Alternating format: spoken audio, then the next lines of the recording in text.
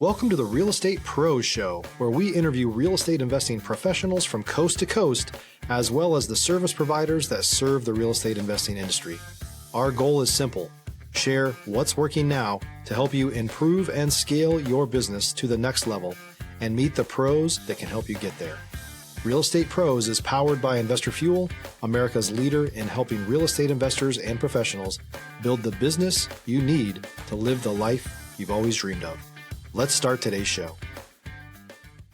Property insurance for real estate investors doesn't have to be difficult, but it does need to be there to protect you when you need it. MyInvestorInsurance.com not only provides insurance at 15 to 30% cheaper than traditional agencies, it's built specifically for real estate investors like you. You can set up an account in about 2 minutes, get quotes on properties, turn on and turn off insurance for your fix and flip or rental properties in around 2 minutes without having to talk to anyone directly, all through our portal. There's no better way or faster way to make sure you've got the coverage you need to protect you, and no more lengthy policies either.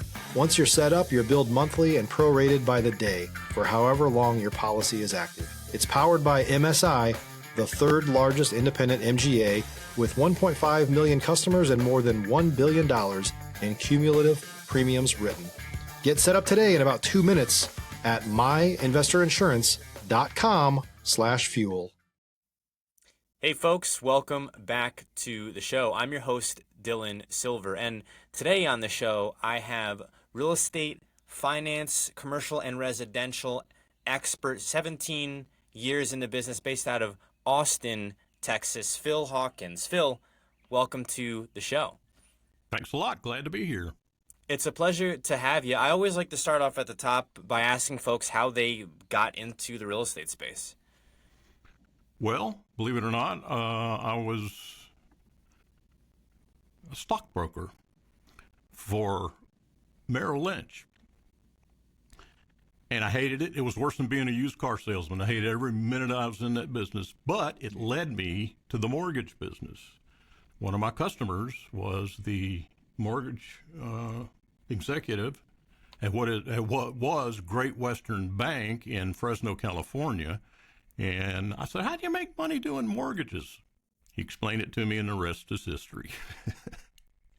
And so what time period was this that you got into mortgage? It was 1980, I want to say 88, 87, somewhere in there.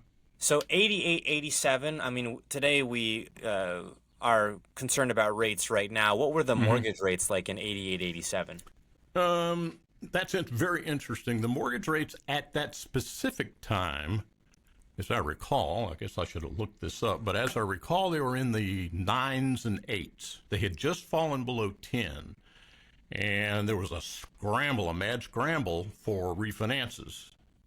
And it was relatively easy to get into the business at that time because the demand was so huge that, I mean, you were writing loans with both hands at that time. Now, the loans were very small, so you weren't making that much money, but the activity was there, and the learning curve was very, very short as a result. So I want to ask about, being in the mortgage game. I've spoken now to quite a few people who got in right around 2008 or maybe got out at 2008 and then moved into a different area. But you've seen the game now since the late 80s. And so I'm curious to get your perspective, seeing it from the late 80s to 90s, early 2000s, when it seemed like everybody was making money hand over fist in the mortgage space, to 2008. Did you see a 2008 happening when you were in the late 80s, early 90s? Did you see that there would be some type of like black swan event? Yeah. I mean, the writing was on the wall even long before 2008, but that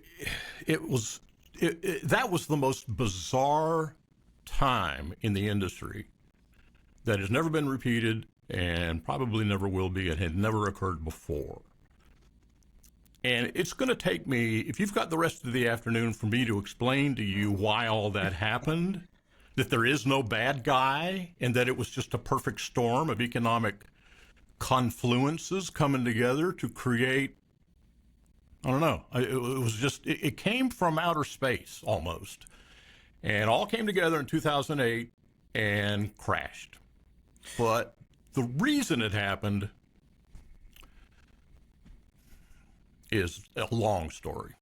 You know, what I at least feel, because I was in high school in 2008, but what I at least feel now as an agent, and I'm also a wholesaler up in Dallas, is that it's because of Dodd-Frank and so many other things, getting a mortgage for the average person, maybe college graduate, is more difficult than it was before. You know, I've heard this term that if you had a pulse, that you were getting mortgages pre-2007 timeframe. And so on that front, of course, things have been more challenging. But also that event, 2007, 2008, created a whole other space, you know, which is, you know, private money. There was really private money's been around all the time. There has never been a time when private money was not available. It may have been more prevalent. It may have played a bigger role. Obviously, it did in the years subsequent to 2008, but it wasn't a new concept. Right. Yeah. And so you're having more people who are raising money and raising capital to buy into deals. Stop living on an island and join the #1 mastermind in America for professional real estate investors. Investor Fuel is a community of hundreds of the nation's top investors working together to build stronger businesses and better lives. In addition to the amazing community of real estate investors acting as a board of advisors for one another, Investor Fuel members have access to 100% funding on purchase and repairs for our members only, a health insurance program, and benefits and discounts that more than pays for the membership of most of our members, meaning it's actually costing you money to not be a member of Investor Fuel. If you're looking to scale your business and build a business that allows you to live the life of your dreams, please visit investorfuel.com today and book a call with our team. You know, you mentioned, you know, you had all this distressed debt, and, you know, some people had to come in and purchase the property and the debt, and the banks were more than happy to offload it. And so that was coming from you know, private money. And so when I think about this space and when I think about your journey in it, going from the residential side to then commercial, the other way around. I first started doing commercial and then got into residential. Okay, doing commercial in those years was terrible. It was awful. You couldn't make any money. And so you went the other way around. Was it due to that? Was it due to that?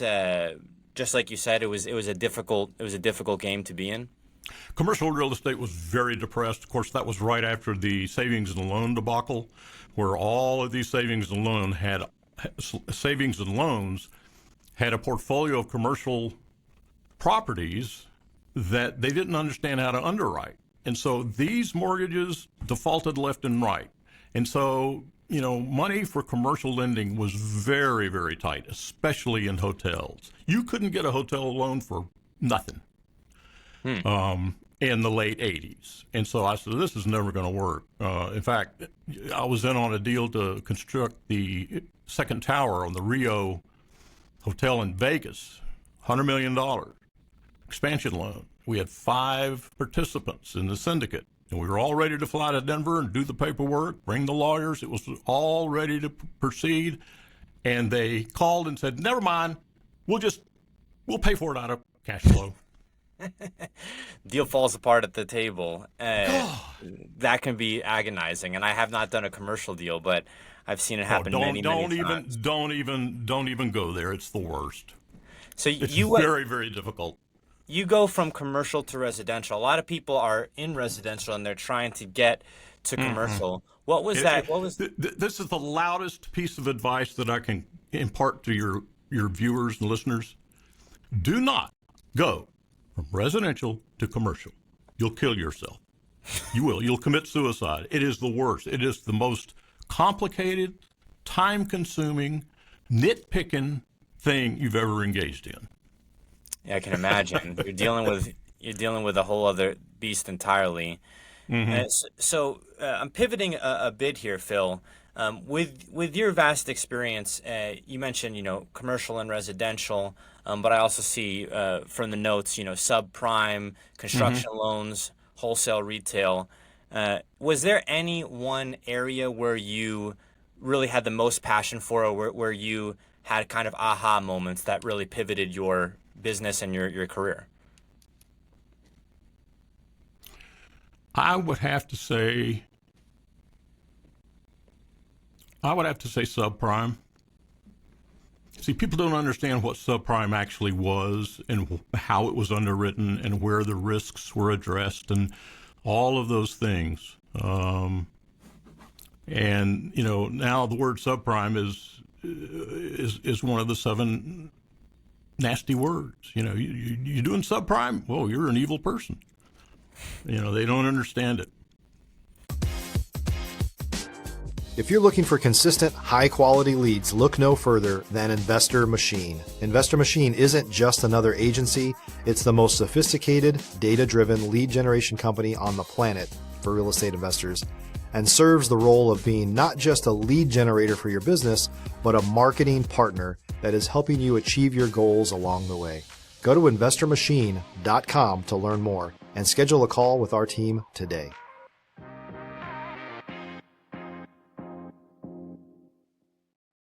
When I think of subprime, as a wholesaler and as an agent who works with investors, I think there's a lot of tie-in between that and what I'm doing, because I'm dealing with distressed sellers, and in subprime you're dealing with potentially non-performing loans. And so how did you get into that space in subprime, and are there a lot of people, and were there a lot of people in that space, or was it relatively niche? Everybody jumped in, head, hands, and feet. I mean, they ran down the street with their eyes closed, screaming at the ring, going, money, money, money, money. That's how it all happened. Now, I'm being forced to explain to you how all this happened and why subprime is not a bad thing, and I can paraphrase it for you if you'd like. Sure. Since I'd say the 1930s, less or so in the 20s, when the Federal Home Loan Bank Board, I think is the name of it, was established. Fannie Mae was all established. All of these regulatory agencies to govern mortgage industry came to fruition. Were at that time a very good thing. So between 1935 and let's say 2000, when the subprime thing happened, there had not been more than a 0.5% foreclosure rate on Fannie Mae underwriting. That was the normal foreclosure rate. So it was a very safe investment. Right. Now, let's say you go down and you get a loan. That loan is a package that's this thick. And you know that. You've seen it. If you've ever bought a house, you spend 3 hours signing forms. Yep. Okay. That package is money. It is, people talk about monetizing, and they use the word incorrectly. A loan has monetization attached to it. It is a thing of value. It can be sold, it can be bought, it can be discounted, it can be given a premium, et cetera, depending on the marketing conditions. The point is, you are given your money, and the money pays off everything, goes into escrow, and then they take that loan and they sell it into the secondary market to what they call servicers. Yep. Now, there are servicers that have giant, enormous billions and billions, sometimes trillions of dollars of receivables that they manage. And the average appreciation on a single-family home was 5% a year, very stable, very sleepy portion of the finance industry.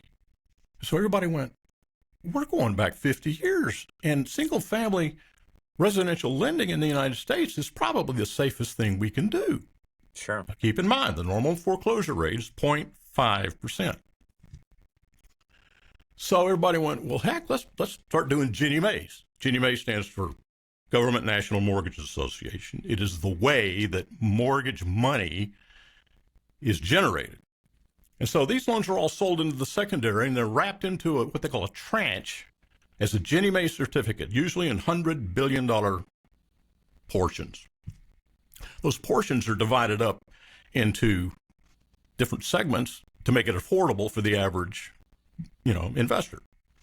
So the yield on these things has to compete with Treasury bonds, two very safe investments. So if a Treasury is yielding 4%, then that's what investing in a Ginnie Mae certificate. So all these banks said, give me more residential loans. We want more American residential loans. Deutsche Bank, Bank of Japan, Philippine Bank, all these overseas banks were just demanding more and more residential real estate from the U.S. And we were going, we don't have the product. The demand is enormous. So we started kind of chimping a little bit on the underwriting. And you were right. As more private money came into the market, these subprime loans, the default rate only went from 0.5 to 0.75. In other words, the yields jumped 4 and 5 points, but the default rate, the actual risk, only increased 0.25%. Now, what would you do as an investor? You've got an investment vehicle with a 35-year, or actually a 50-year safety record, positive rates of return, no defaults, Ginnie Mae certificates backed by the government. And so as we started loosening the underwriting standards, the yields went up, the demand increased, and it was all revealed. You know, a tranche was 80% Fannie Mae loans, 10% commercial, and the rest subprime. And the yield on that tranche was 1.5 points higher than the Treasury. You with me so far? Yeah. So all this money was going from Treasuries into the Ginnie Mae market. And so we kept putting more and more subprime in those tranches, and they kept gobbling it up. We say, guys, hang on. We actually did this.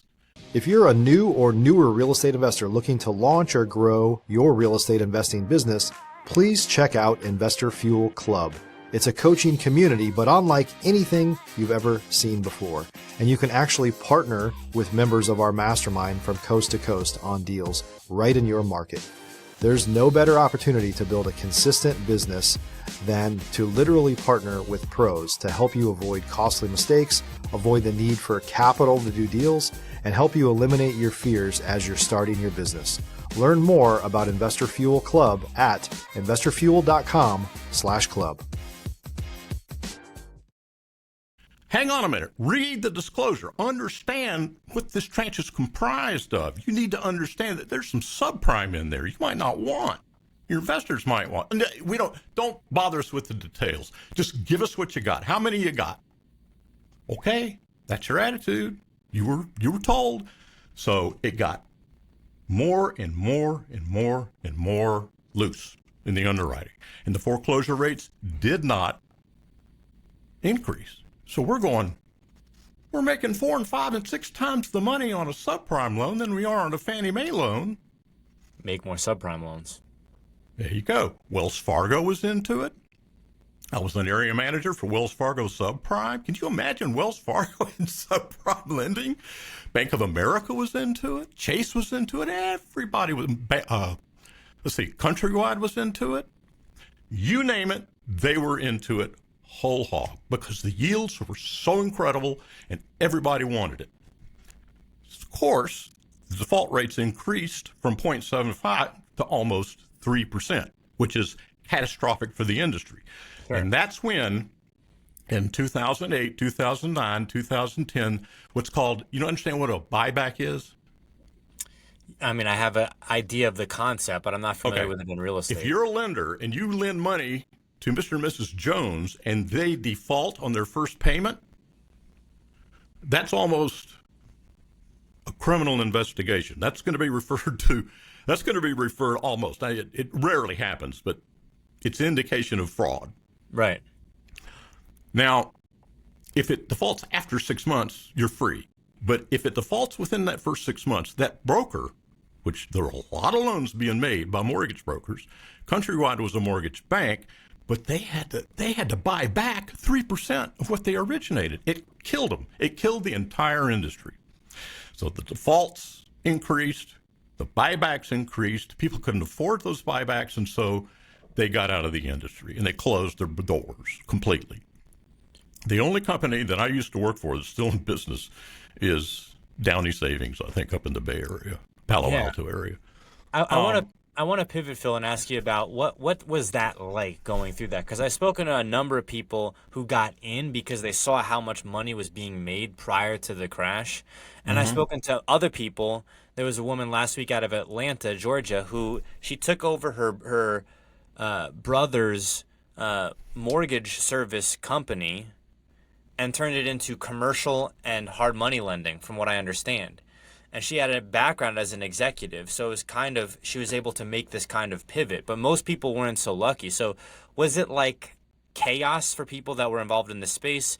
Were people kind of denying reality that were involved in the space? What was the psychology of mortgage brokers at the time when it was going on? You mean when the disintegration was occurring? Yeah. Well, it was horrible.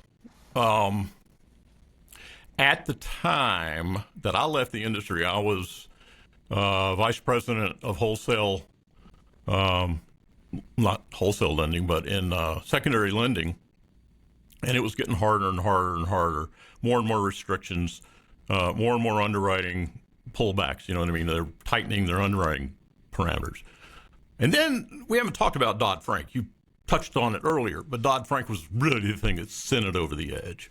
Yeah. And it killed the industry, killed the entire industry. So now it takes twice the work to do half the volume of business in the mortgage business.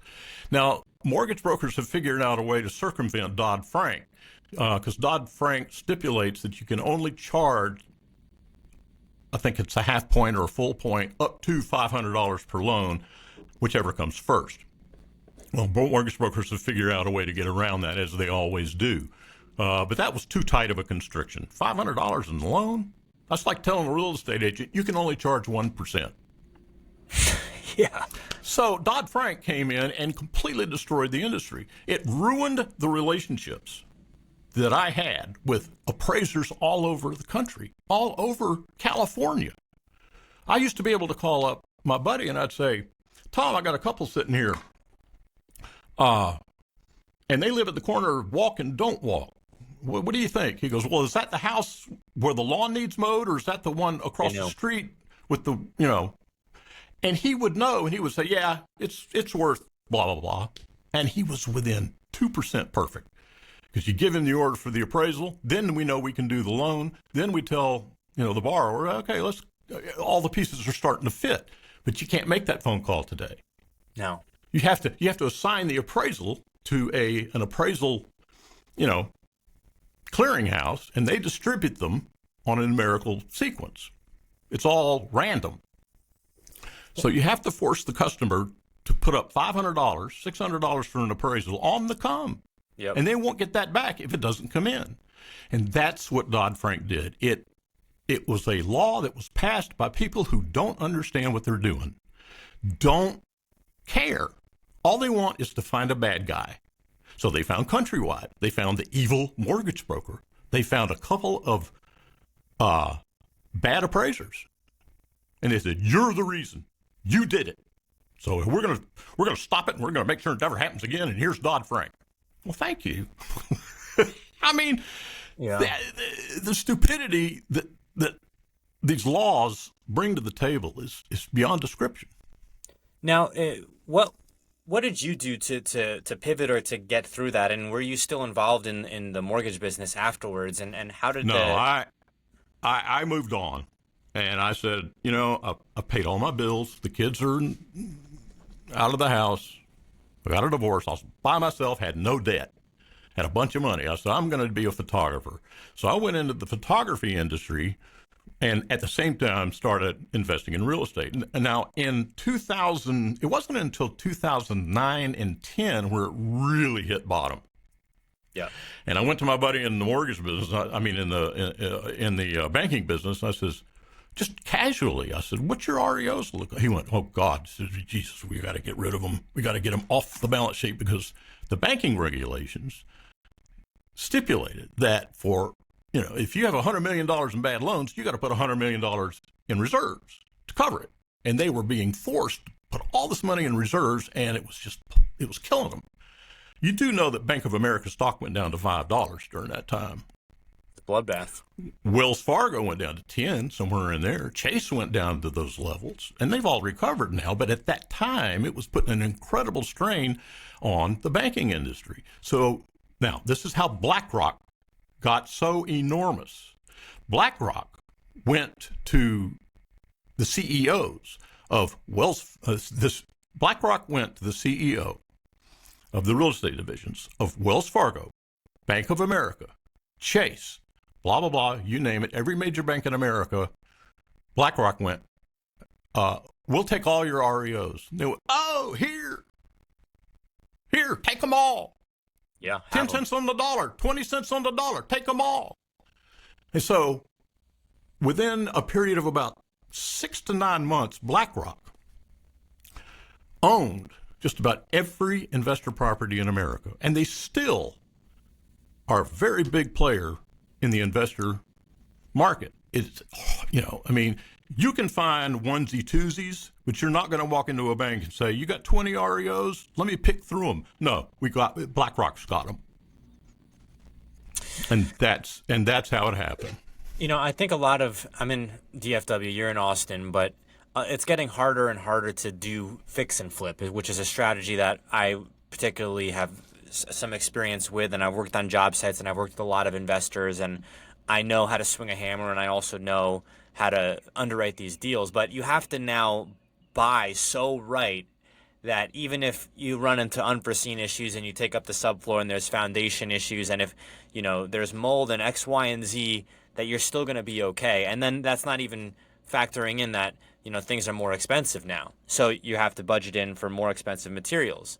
Well, I think about what you said about how BlackRock, other companies come in and they're buying for pennies on the dollar. And it almost makes me think, if you're in real estate, one of the things you have to be aware of is that the strategy that you had 5 years ago or right now might not work in another season. It might not work in 5 years. But that when these kind of black swan events do happen, that you have to then be ready to pivot. And that could be when everyone else is losing money. That could be when you're making the most money if you're prepared. But that same strategy, that fix and flip strategy, or that buy and hold, or that burr strategy, might not work if materials cost more, if rates are high, and so on and so forth.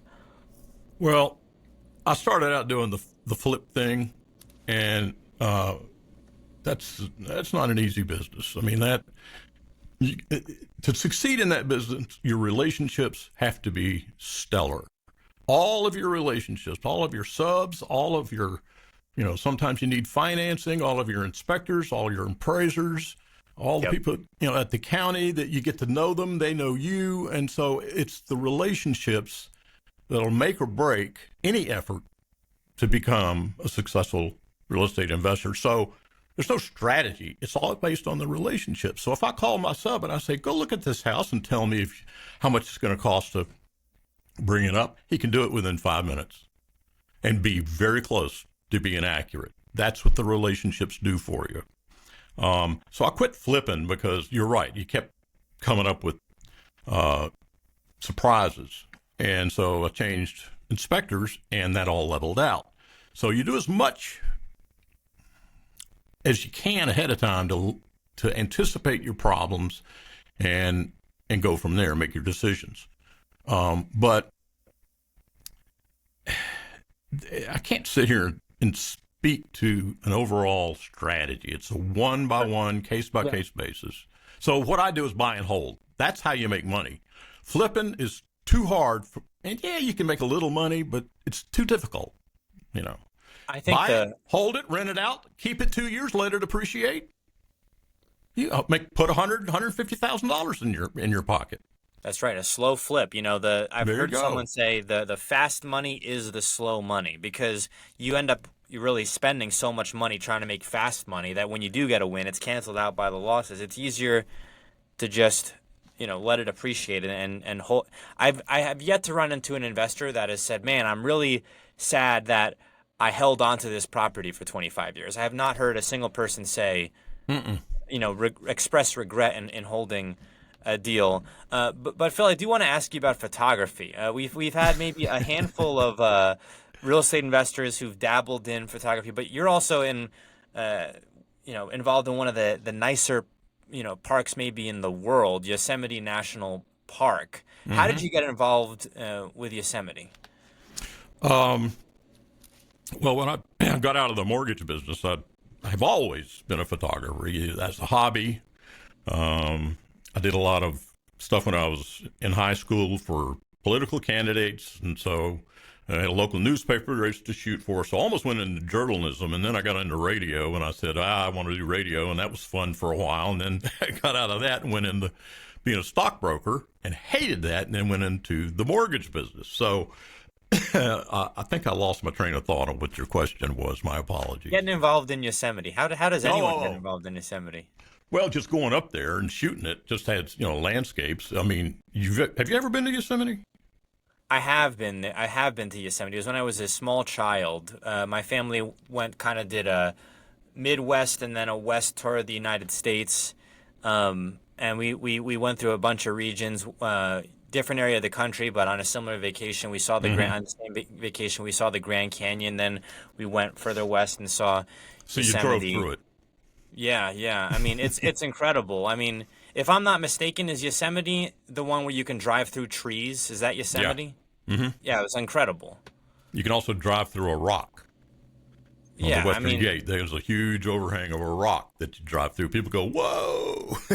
No area of the country that I've seen that is anything like that. I mean, trees, I'm from the East Coast, so of course we've got trees, but trees so tall that when you're standing underneath them, you can't see the top of them. And then that they were there at the birth of Christ. Right, thousands of years old. Mm-hmm. So, yeah, I mean, Yosemite is unbelievable. So just going up there, you get to know people. And then I started saying, I know this park, there's no shortage of photographers up here. Yeah. And that was back when the photography workshop industry was really kind of in its infancy. Yes, there were workshops, but the internet and online presence made it much easier to reach your customer. So I started doing workshops in Yosemite, offering to the public, and had to get a permit through Yosemite. And then just over time, again, got to know those people, got to see the opportunities. And so now I'm probably the oldest workshop company up there, and with more experience. And so I'm kind of proud of that. I got 750 customers over 17-year time frame, and it's been fun. Now, as a photographer, I'm curious to get your perspective, pivoting again on real estate photography. So real estate photography is so super critical. It's always been important, but now more than ever, because you have the photography, you also have staging, you have drone footage. I've seen deals wholesale, which is basically you take a off-market deal and you just put it on the market. And you maybe do a couple of things, but the most important thing that you do is you stage it right and you get high quality photos, which make really a world of difference. I've yet to come across an instance where someone's regretted staging and getting high quality photos, paying a photographer. I'm curious to get your perspective on real estate photography. Well, I always look at a listing and I always search for the photos where there's a mess. Okay, where the bedroom is a mess, the living room is cluttered, the kitchen is cluttered. People have obviously not put forth any effort to try to make this property attractive, which tells me they're ill-informed, which tells me I might be able to drive a better deal with a customer like that, okay? There's some measure of distress in their lives. They're not thinking clearly, so I might be able to take advantage of that situation. So that's what I look for when I'm online. And then, of course, driving neighborhoods and looking for grass that hasn't been mowed. There's no hose on the front porch. There's lawn furniture. You know what I mean? So it's all those things that everybody knows. Everybody already understands that's the indicator. But Yosemite has just been a love of mine, a passion for the longest time. And there's a little community up there. Let me give you a clue. There's a little community up there called Yosemite West. And when I first started getting involved up there, I was shooting the houses, the rentals that were up there for the property managers. And these were $150,000 to $200,000 properties back in, I want to say, the mid-'90s when I first started going Sure. up there. Today, these are all $1 million and up. Yeah. Okay? There's a ton of lots. If you can buy a lot and get a house built, you're going to make $500,000 instantly. Instantly. Because the people who go up there are all from the Bay Area. They're high techies. And they come up, $1 million for this? That's a steal. Because the $1 million house in Palo Alto is a teardown, as you know. So that's kind of how it all got started, was shooting real estate for property management companies in Yosemite. And then knowing all those people, I've just spent a lot of time up there in both industries. And it's been fun. What do you think? I think without diving too much into this, but there's a competition between California and Texas. I'm in Texas, right? I've visited California, but as someone who you're an Austinite, but you also have deep ties to Yosemite. What do you make of the competition, or the idea that there's a lot of maybe friendly competition between Texas and California? Well, keep in mind, I spent 35 years in California, and I witnessed it every day. Things getting more and more complicated. Roads. There was a point in time where the 510 going into the Bay Area was almost impassable. You had to slow down to 35 miles an hour on a 70-mile-an-hour freeway. That's how bad the roads were. Then you got high-speed rail that has absorbed north of $100 billion over a 25-year time span, and they have yet to carry one passenger. You want me to keep going? I mean, you can't buy a lawnmower in California. My buddy wanted to buy a brand new riding lawnmower. He was not allowed. And if you go out of state and bring one back, you go through the ag inspection station, they'll confiscate it. You need a license or something. Yeah. I mean, you can't buy a lawnmower in the state of California? Are you kidding me? And just stuff like that over, and then it catches on fire. It's in a state of lunacy right now. And you wonder why all the people are moving to Texas and Florida and Tennessee and all these other places, Idaho and Wyoming, and you name it, Nevada. The reason the real estate industry in California is still hot, the real estate market in California is still hot, because California won't let anybody build any new houses. Try to get a permit for a subdivision in anywhere in the state of California, and you'll spend 2 years just getting permission. Then you buy the land, and you've got to do environmental impact studies one after another to the tune of $50,000 a piece. It goes on and on. The average builder in the state of California starts with an idea that has $30,000 per house attached to it. Then you go from there and add up what it's going to take to build a house. So every house in California that's brand new has $30,000 of regulatory expenses built into it. It's expensive. That's how come. Because nobody can build. You can't get permission to build, a subdivision. Now, onesie-twosies, yeah, you can do that. But not subdivision. Yeah. So that's how come. So there's just nowhere to live. Yeah. So the prices keep going up, even though California has lost, what is it? What's the number now? 5 million people? Something like that? Yeah. So, you come to Texas. Texas has some of the most bizarre, or at least used to, has some of the most bizarre real estate laws in the world. We do. It is Alice in Wonderland sometimes. I just took the test in April, Phil. I can tell you, I've had brokers on this show from New York, from Arizona, other states where they're like, yeah, that Texas exam is no joke because it's totally different from, my home state. So, you're learning a whole different rule book. And by the way, you're not an attorney. So they tell you, you're not an attorney. So here's all the rules. Just don't break them, but also don't ever use them. You're not an attorney. So good luck on your real estate journey. Well, I used to think, this came to me too late in life, but a man can make a very good living for himself in the state of Texas as a real estate attorney if you do nothing else but go to signings. Just manage signings, because all the signings are done through attorneys, not title companies like they do in California. You'd be very rich, putting your practice on automatic pilot. That's right. Every title company in Texas has to have an attorney who's a co-owner.